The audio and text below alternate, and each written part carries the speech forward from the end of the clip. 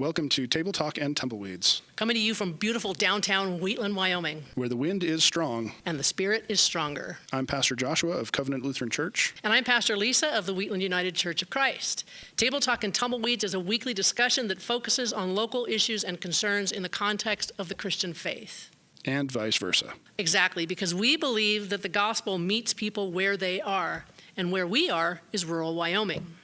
This show is about what the world looks like in this place, what our faith offers this community, and what this community has to teach the rest of the church. You can find us at KYCN 92.7 at 11:30 every Monday. And if you miss a show, or if you want to listen again, you can find us at Table Talk and Tumbleweeds, wherever you get your podcasts.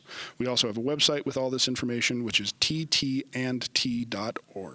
Today on Table Talk and Tumbleweeds, we have the third of our three-part conversation with Genevieve Mougey, the director of Catholic Charities of Wyoming. Last week ended with a question: how do we show up? Today we tried to answer it. You may be surprised to hear that Hannah Arendt shows up. Josh was not surprised. You know, we're doing this radio show / podcast, Table Talk and Tumbleweeds. I love it. And the idea is to try to think about, some of it is, and we're going to get to this later, the urban church, rural communities. I don't want to call it a split or a conflict, but certainly different framework. And we sort of also understand we're from here right now, but we're not of here. So we sort of know how that is. Anyway, so what we're trying to do is have a conversation both across denominational lines, but also thinking about what does it mean to be a mainline congregation in a rural community. So that's, I don't know, that's kind of very, very fuzzy outlines, but if I go too deep into it, we'll talk about that the whole time. So that's a little bit about what we're doing in our conversation. We're trying very hard not to do the you have questions, the church has answers approach. Instead, it's like, how do we have a conversation so that the church is also being engaged as well as engaging. That's maybe a way to put it. Part of it is, our hope is that people outside of rural communities, clergy outside of rural communities, interested Christians outside of rural communities will also listen to this, and so they will understand more what it's like to be in this place. What does it mean to show up? What does it look like when the church shows up well in a rural community? And what does it look like when it doesn't? There's two things that are in the back of my mind that I want to try to get to. And the first one is, we're basically talking about power imbalances within a conversation, right? Oh, absolutely. So you have a dominant culture that typically sets the framework, and then you have a non-dominant culture, or you could say everyone else, who is always going to be sort of on unequal footing, and some of that has to do with even the most well-meaning person. When you walk into a room, you have your framework for understanding, and you have to be careful not to impose it. And that's why I think that computer story is really good. Of course, computers would totally help. So I think what I want to do is maybe shift it. I'd not necessarily expand it, but shift it in looking at the urban-rural relationship, because, the Catholic Church is very much, in very many places, a very urban church, or at least that the hierarchy comes out of, I think, an urban mindset. We say the same thing about the Lutheran Church, say the same thing about the UCC, United Church of Christ. If it wasn't true 100 years ago, it's true now. Our offices are urban, our seminaries are urban, the seats of power are urban. And I think that creates some issues when you're a rural pastor. And I know historically the Catholic Church has had that, the difference between the rural priest and the bishop who's over here. And the same thing has I think entered into much of, if not all, of Protestantism, right? That there is a distinction between the hierarchy, which has a rural urban lens, and rural communities. You've kind of had How is that experience played out for you? And if you want this to be a lead into at least mentioning your fellowship, you may take this as that opportunity. Sure. So I think I can appreciate where you're going with this. I think that this is going to be one of the distinctions between a Catholic understanding and a Protestant understanding, in the sense that I'm taking it to mean that you're presenting this as the church in the United States. And from a Catholic landscape, we talk about the church from a universal perspective, right? And so rural communities have existed in Catholic church parlance, obviously, for millennia. We can look back at, yes, Paul was writing to cities, definitely. But we also know that there were communities that were going out into the deserts and living by themselves and engaging in rural practices. We have a whole agrarian calendar that's dedicated in the church to honoring the timeline of the farmer. And the Angelus, the prayer that we say as a church at noon is there's famous paintings of farmers in the middle of their fields stopping their plows so that they can pray their daily prayer. So I guess I use that to say my experience and my time working even in the national office at the USCCB, we talk about rural and urban communities, certainly. Our offices are divided up around distinctions of culture rather than kind of civic designations, cities and urban communities and rural communities. We're looking at, are we meeting the needs of our Asian Pacific Islander communities? Are we meeting the needs of our Native communities and Indigenous communities, our African American, Black Catholic communities, the diaspora that's coming in? And so looking from a more universal lens, I think is a framework that is one we have become more distilled around. In that conversation then too, I mean, I come to my own understanding of how to live out my faith from my very North Platte, at its heyday, when I was growing up there were 25, 30,000 people. I say that number in DC among people and they're like, so like, did you go to school on a plow? Like, just understanding that. And then, I'd go up to my cousins at the ranch in North Dakota and it was like, we were the city cousins, right? Because we didn't have to get up and milk cows, right? Yep, We still yep. had chores and certainly when we were there, it was like we were out in the garden and we were weeding. And that is the reason to this day that I don't have a garden because I hate weeding. But looking at all of that, I grew up in and I credit this to the home diocese that I grew up in. Shout out to the Grand Island Diocese of Nebraska.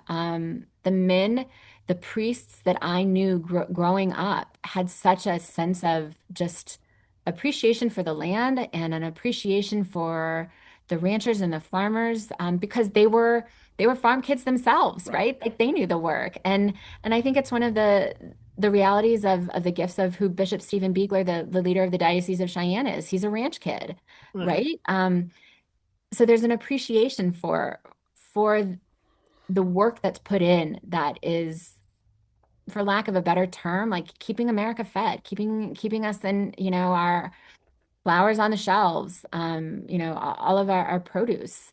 And so the men who were my formators, the priests in my home diocese, they were wearing cowboy boots on the altar. They were at the end of Sunday Mass, they were, just as likely to go out to brunch with us as they were to go out and help some rancher fix fence line.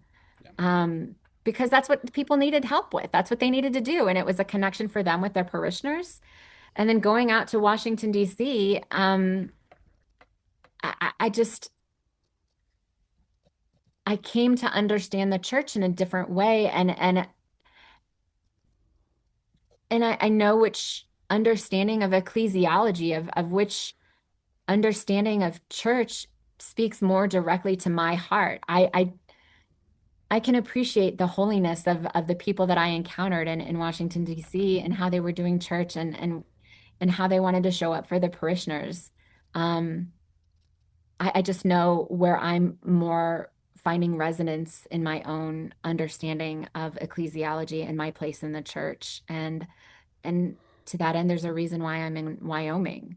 There's a reason why I can appreciate the landscape and the geography and topography because of the openness that I find in people, and in our parishes and in our priests about who they are and how they want to live.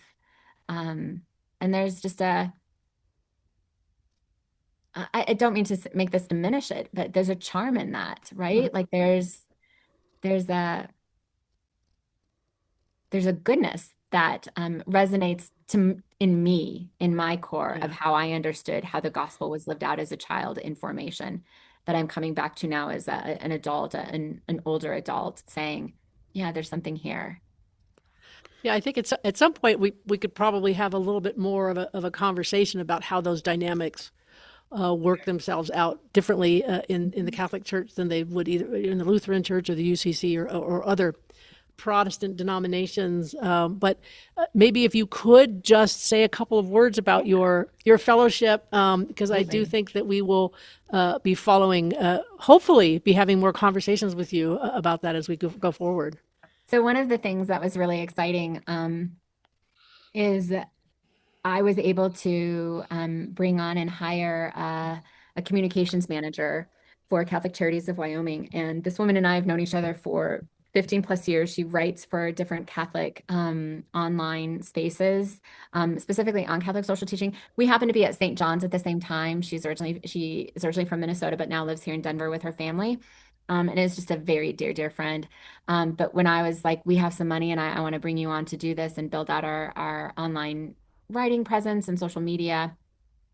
In addition to, she's just an incredible minister. Like she just has a great mind for ministry. And I said, we need an immigration program that talks about scripture, that talks about how we engage the senses of sight. And we want to talk about immigration from a faith perspective and not a political perspective, or not a partisan perspective. Yeah. Because we're always going to talk about it from a political, and we have to. And the Catholic Church tells us, yes, the Catholic Church tells us that we are called to participate in this. We do not engage in partisanship conversations, but political conversations. And so we started building out a framework, and she got some of the guts of this put together. And so we took the gospel of the Good Samaritan and created this pastoral formation program for rural communities. But I'd also gone back to my colleagues, former colleagues at the USCCB in the Migration and Refugee Services Department, and said, do we have a program that's already been built? Like, do we have something for rural communities to talk about what the church teaches about immigration? And this colleague and I, we have a fun, sarcastic, and just lovely friendship and relationship. And I'm talking to Todd and saying this, and he's like, no, but that sounds like something you used to do when you were here before you left us. So why don't you get to it? And I was like, fine, I will. And then I said, why don't you do what you're good at and find me some grant money? Why don't you just go lift up the couch cushions and get me some money so that I can go do this? And he was like, I forgot you were like this. So that's kind of how this program was born, was looking at the parable of the Good Samaritan and asking the question, who is my neighbor? Who is the neighbor in that story? Who do we know? Because that's the question that Jesus asks, right? Who is the neighbor to the wealthy young man as he's, delineated the parable.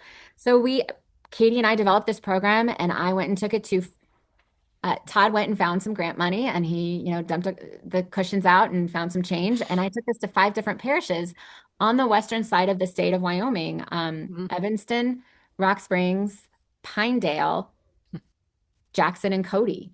And I just happened to mention this to some of my former colleagues at the National Office of Catholic Charities USA. And one of the guys was like, Genevieve, this is a gold mine. You're doing this in communities in Wyoming? And I said, well, yeah, because we're talking about faith, right? We're talking about the gospel. We're talking about how we specifically engage in conversation and discern in and of ourselves what is our call.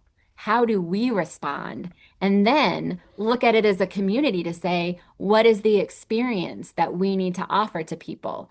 And they were all profound conversations. And we've now done it around the state in other communities. But those first 5 ones, I mean, we had a man who left, I'm not going to say this right. He left his wife and their newborn daughter. He himself is an immigrant, to come to the church because he wanted to know what was being said in the Catholic Church around immigration, because he's an immigrant, his wife is an immigrant. And she said, you have to go to this.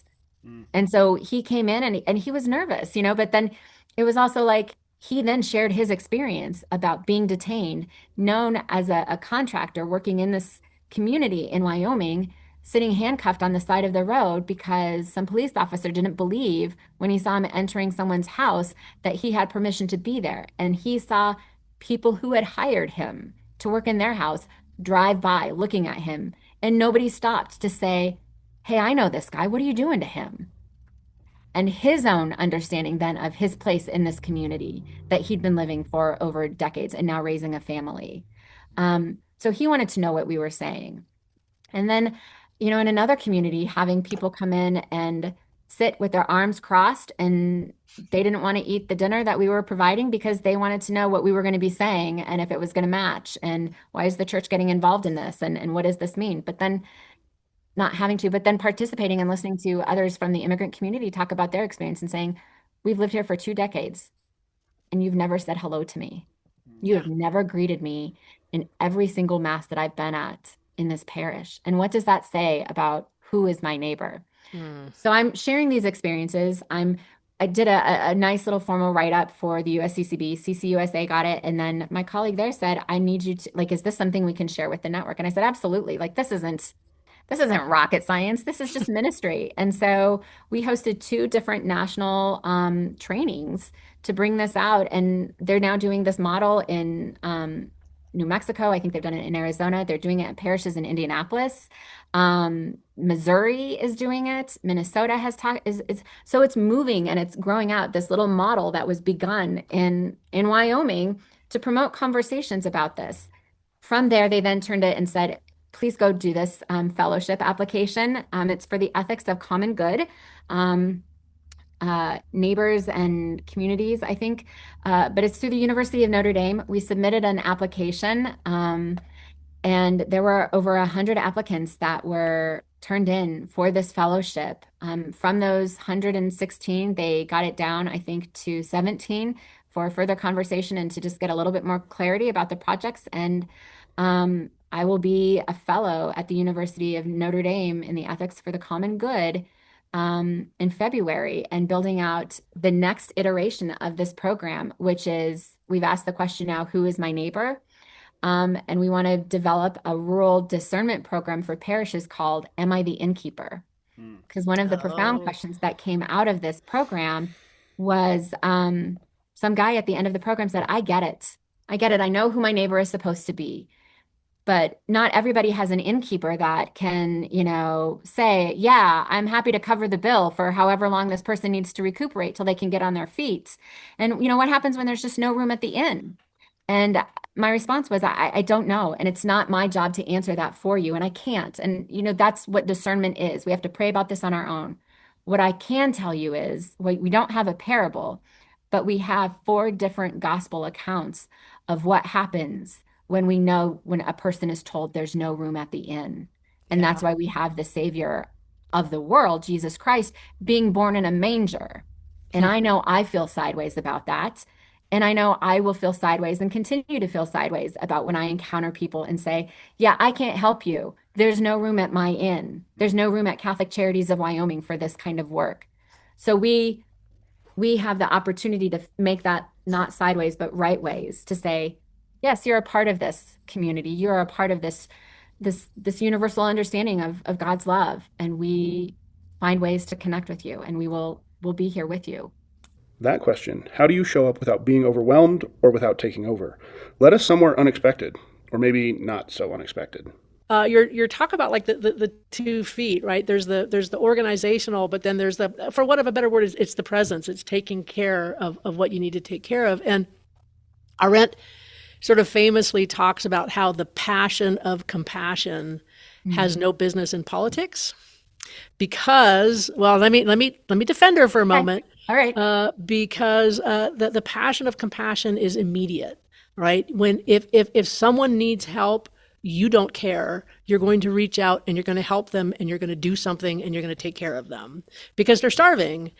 And what Arendt says is that doesn't change things in a broader way, right? So you have to be, so politics is by its very nature dispassionate, right? It thinks long term, not short term. It thinks about organizing. It thinks about changing structures. And changing structures is sometimes more important than taking care of this person. And I think that I think she was probably right about that. And some of that is even thinking about my own work in college and thinking about things like the suffrage movement. You had women who were tying themselves up and chaining themselves up and advocating. And then you had the women who were doing the slow, careful organizing. And you need them both. You need the passion of compassion that takes, I don't care what the law is, I'm going to take care of this immediate need right now. And the opposite of that is, I don't care about this immediate need right now. What I care about is changing a structure to end all hunger, or to end all, to make the whole thing a little bit better. But you really need those 2 feet. And I think the idea of moving forward in that way is really kind of helpful. Well, I would say too, just piggybacking off that, if I can, yes and no. And I think you saw kind of my physical response to the quote, because I think that it's also about our own internal change and response. And if passion and compassion are compelling the person on one end, then that's also what helps to propel and move, right? Transformation or metanoia isn't necessarily just about one person. It's about the system. Things start with personal transformation, and from personal transformation, then we beget movements, right? But her argument is that, and it needs to be channeled into that sort of dispassionate, sort of structural stuff, because the danger of the passion of compassion is very quickly used to justify violence, because then anything becomes so she's reflecting on things like, okay, this is a digression. This is cutting room floor stuff. Sorry. We do have outtakes. She's thinking about things like, this is on revolution, when she's talking about the French Revolution, right? And that the compassion of compassion overspilled the boundaries. She's thinking about the Russian Revolution and what happens when taking care of people becomes the motivation for politics, not the motivation for religion or the motivation for social action. Is she contemporary? I've never heard of this. Is she a theologian? Hannah Arendt. This could be this will be forever. We could talk about Hannah Arendt. Oh, okay. She's incredibly important. She was a German Jewish philosopher. She wrote Eichmann in Jerusalem. That's what she's kind of known for, this idea of the banality of evil. That evil is not demonic. Evil is just some guy saying, and this is a story that she tells, of the guard in the concentration camp who said, "I've got a wife and 2 kids. They can do anything they want to me. I will. This is what I'll do." So we sell our soul not for evil purposes. Anyway, she has a really good discussion of compassion and how. Anyway, no. My question then would be to that, like, I think we're in part of the mess that we're in around, and please make sure that this is on the cutting floor, because I don't need any of this getting out. Absolutely. We have so many of those. Like, I already have marked what down. about our understanding of empathy then? If there's a crisis of empathy and that we've become too empathetic, that's a critique that some politicians have offered. And I think we move from passion to compassion to empathy. And we have to have passion and compassion moving us in empathy so that we can engage systems and look at the structures in place to hold ourselves accountable to the common good. Like, I don't think we get to an understanding of the common good without empathy. And I don't think we get to empathy without compassion. And we don't have compassion without passion. Yes. But part of this, so this is a distinction that Arendt is making between, this is like black hole. I know Josh is in the other room just with his head in his hands. Because, and I don't mean to pause it or take no, this is fine. So what Arendt is worried about is people harnessing government, right? People harnessing political systems, because then it becomes ideology. So she comes out of Nazi. So she comes out of Nazi Germany, right? Yeah. And she has this idea that truth, capital T truth, or what people substitute for capital T truth, has no business in politics. And there's reasons for this, because politics is about, for Hannah Arendt, politics is about how we work together as a society when we disagree. If we all agree, there's no need for politics. right? Yes, the separation of church and state. Yeah. And Arendt is worried about inserting certain capital T truths, whether it's everyone should have food, right? Because then there's no then that becomes justification in her writing, inserting those kinds of absolutes. She doesn't want to put absolutes into politics because that always leads to danger for her. And she comes out, and she was a Jew who escaped Germany, ended up in France, in a prison in France, because she was Jewish. And then after the French fell, she fled as fast as she could and managed to come to the United States. And in the United States is where she came, this idea of republicanism, in which, small r, right? And there's no, small r republicanism, in which there is no capital T truth that runs this society. What we agree to collectively is that no matter how we disagree, we still have to live together. And so we have to figure out a way past that. And I think that can be very Catholic. She's reflecting on sort of the Protestant experience in the new, what at the time is the New World. But anyway, I could talk about how We would say that would be Catholic small c, right? Yes, Like that's yes. Universal Catholicism. The Holy Catholic and Apostolic Catholicity. Church. Yes, Yeah. yes, Mhm. yeah. So for her, just that in a society in which truth controls our actions and not and not something else, what controls our actions is what we agree to do together. She says, if science really proves that Jews are inferior, then the Holocaust is a moral imperative, right? If you are being ruled by capital T truth. And she would say the same thing about a lot of others. She's very much critiqued for some of her ideas about the passion of compassion, but I think that people are misreading her. This is such a long digression. But I love it, and it just reaffirms for me that we need to hang out more. Yeah, that's fine too. Actually, I think that's, I mean, one of the things that we do want to do as part of what we're doing is having conversations with different religious leaders and participants, just to educate each other a little bit more. We had a conversation a couple weeks ago with someone from the Cowboy Church. Yeah. Tim's a good guy. And I do think, because part of it is, I mean, we're not quite doing see, judge, act, but the idea being, how do we bring people into the radio who can talk about the issues instead of us explaining what the issues are? I mean, I can go and I can do an internet search and I can talk about hunger in Wyoming, which is not a bad thing, but having people come and talk about it and what the experience is, not just the statistics, but the experience of it, I think is probably, well, it's better radio, a better internet. But I think it's also more educational for us. I mean, we're from here, but we're not of here, or maybe it's a little bit opposite. I'm Very not St. sure. Augustine of you. Yes. I mean, here, like I will talk ad nauseam and at length about the work of Catholic Charities of Wyoming, and I think is evidenced by our 2-hour conversation.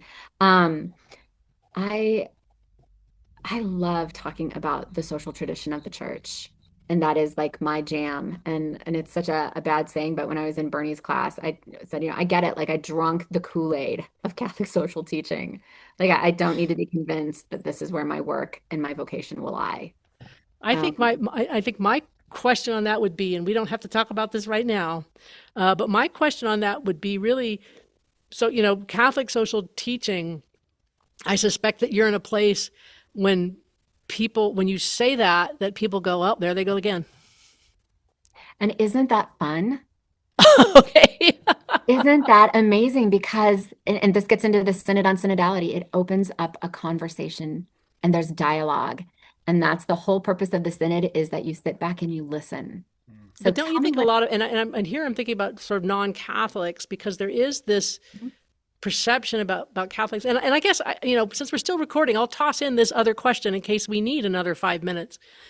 Because you talk a lot about the Spirit, and I mean, not just how the Spirit was involved in your call, but when the Pope was talking about the Synod and synodality, and someday we'll explain what that is. But when the Pope, the previous Pope, Pope Francis, was talking about it, but also even in the See, Judge, Act, there is really this idea of this partnership with the Spirit. And I confess the first time you said something about that, I thought to myself, that doesn't sound particularly Catholic. And I know better. Right? And it was still the thing that popped into my head. And so I guess there might be a question in there, but really wanting to respond in some way to my feeling is, that's very evangelical language, much more than Catholic language. So I would say that that's a disservice that we as Catholics have I mean, not spoken so clearly about it, simply because we are Trinitarian.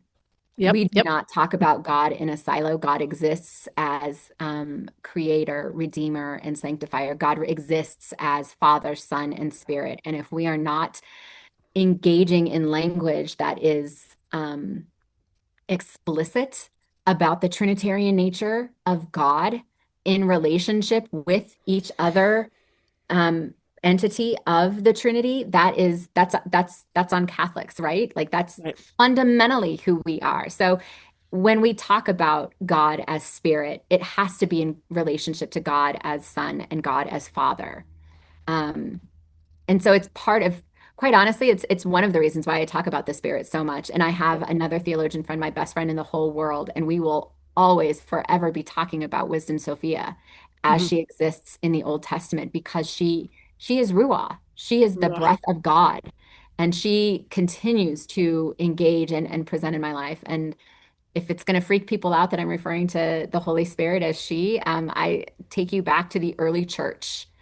And it has to be there. And there was a bishop that one time wrote about the Holy Spirit as she, and he got an email saying, is this new church teaching? And he said, no, you need to go back 2,000 years and see how the church talked about the Holy Spirit there. So I leave you with that cut off. If that needs to be in there, I am not bringing new theology in here. God has always existed in the Spirit, and Wisdom Sophia. We want to thank Genevieve Mougey for 2 hours of conversation that we could barely fit into 3 episodes. You can find Catholic Charities of Wyoming at ccwyo.org. And as Genevieve reminded us, the Spirit is already here. We're just trying to pay attention. Okay, that's our show for the day.